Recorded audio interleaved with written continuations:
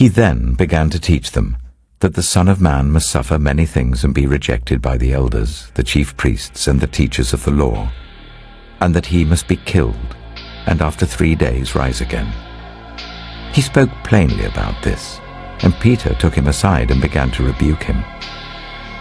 But when Jesus turned and looked at his disciples, he rebuked Peter. "Get behind me, Satan," he said. "You do not have in mind the concerns of God, but merely human concerns."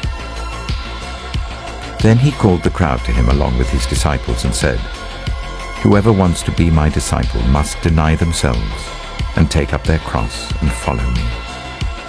For whoever wants to save their life will lose it, but whoever loses their life for me and for the gospel will save it.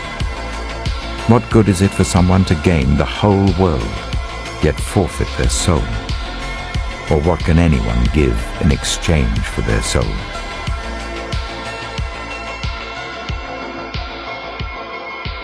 He told them another parable. "The kingdom of heaven is like a mustard seed, which a man took and planted in his field. Though it is the smallest of all seeds, yet when it grows, it is the largest of garden plants and becomes a tree, so that the birds come and perch in its branches." He told them still another parable.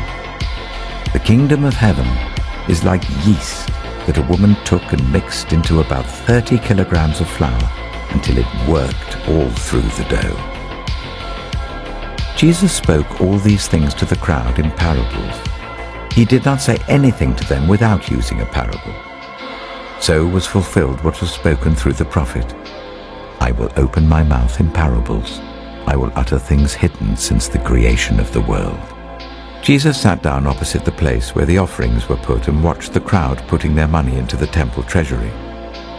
Many rich people threw in large amounts, but a poor widow came and put in 2 very small copper coins, worth only a few pence. Calling his disciples to him, Jesus said, "Truly I tell you, this poor widow has put more into the treasury than all the others. They all gave out of their wealth, but she, out of her poverty, put in everything, all she had to live on."